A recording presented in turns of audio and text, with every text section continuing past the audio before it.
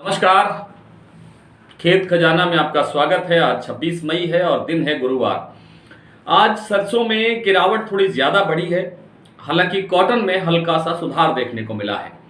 विस्तार से चर्चा करेंगे। इससे पहले आपसे निवेदन, आप इस चैनल को सब्सक्राइब कर लीजिए और सब्सक्राइब करने के साथ साथ बेल आइकॉन की घंटी जरूर दबाइए ताकि वीडियो अपलोड होते ही सबसे पहले आप तक पहुंचे। सबसे पहले बात कर लेते हैं भारत में जो खाद्य तेलों पर, यानी 20 लाख टन सोया तेल और 20 लाख टन सूरजमुखी तेल को आयात शुल्क मुक्त किया है, फ्री कर दिया है, उन पर कोई टैक्स नहीं लगेगा। अब ये मामला क्या है, इस पे थोड़ा सा और आज अध्ययन करने से ये पता लगा कि सरकार ने 18 जून तक तो इसके लिए आवेदन मांगे हैं। भारत में जो इस तरह के आयातक हैं, इंपोर्टर्स हैं, जो इस तरह का काम करते हैं, वो बड़ी एजेंसियां हैं, बड़ी तेल कंपनियां हैं, बड़े कारोबारी हैं, जो भी हैं, जो भी तेल आयात करने के लिए इच्छा रखता है, कारोबार करना चाहता है, वो 18 जून तक तो पहले गवर्नमेंट को आवेदन देगा। गवर्नमेंट डिसाइड करेगी किस कंपनी को, किस एजेंसी को, किस कारोबारी को, किस व्यक्ति को कितना परमिट करना है, क्या करना है, क्या नहीं करना है। यानी कहने का लब्बो-लुआब ये है कि 18 जून के बाद ये फैसला होगा कि कुल तेल 20 लाख टन कब तक, कितनी मात्रा में, कब आएगा और कौन सी अवधि में आएगा, कितने समय में आएगा और कैसे कैसे आएगा। ये सारी प्रक्रिया 18 जून के बाद क्लियर होगी। मान लीजिए कि 18 जून को ही गवर्नमेंट इसको परमिट कर देती है कुछ एजेंसियों को और वो उसी दिन अलॉट कर देते और अपना ऑर्डर टेकअप कर देते हैं, तो क्या होता है कि उस तेल को आने में कम से कम मुझे लगता है कि 2.5 से 3 महीने का समय लगेगा। तब तक भारत के अंदर खाद्य तेलों की किल्लत बढ़ सकती है। वो कैसे बढ़ सकती है?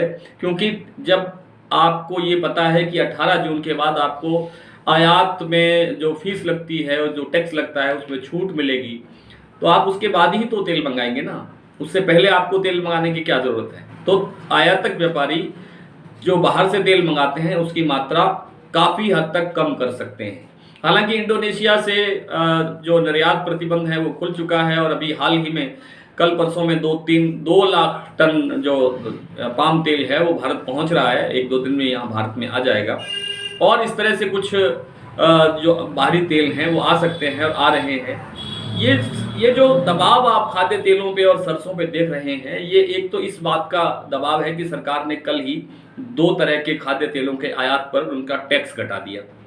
दूसरा, इंडोनेशिया ने अपना प्रतिबंध खोल दिया। ये जो दोनों बड़े कारक बने हैं, इन कारणों से, और साथ में ये भी कहा जा रहा है कि सरकार अभी और भी कुछ कर सकती है। यानी सरकार अभी कोई और कदम भी उठा सकती है। जिस तरह से पेट्रोल डीजल के दाम घटाए हैं, 9 रुपये के लगभग पेट्रोल डाउन हुआ है और 8 रुपये के आसपास डीजल डाउन हुआ है। 200 रुपये रसोई का सिलेंडर जो है वो कम हुआ है और चर्चा ये है कि आने वाले दिनों में इनमें और कमी आएगी।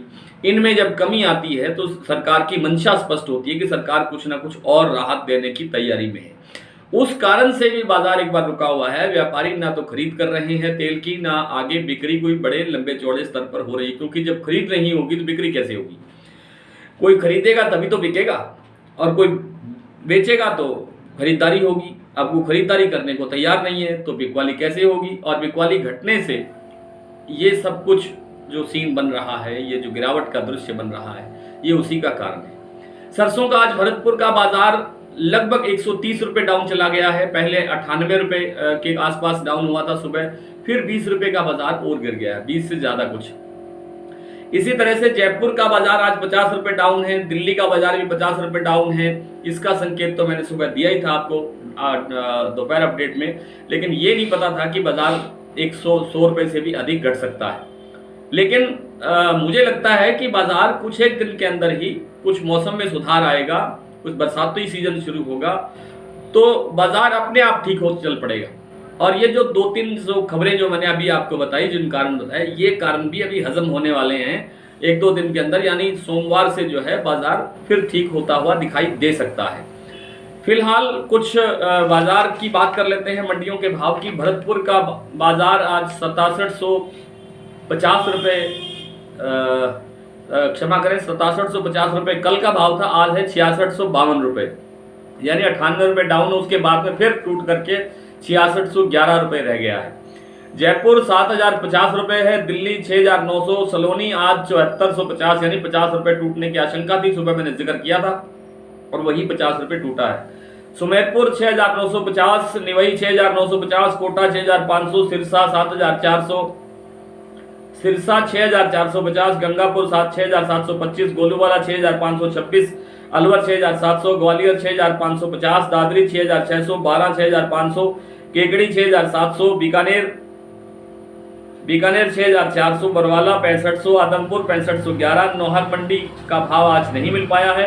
एलनाबाद में 6600 रुपये, खेरली में 6651 रुपये, हिंडौन में 6750 रुपये, खैरथल में 6725 रुपये का भाव आज देखने को मिला है। कॉटन आज आदमपुर में बिका है 12,791 रुपये, एलनाबाद में 12,000 रुपये और सिरसा में 12,450 रुपये। कल आपसे फिर इसी तरह से मुलाकात होगी, तब तक के लिए नमस्कार।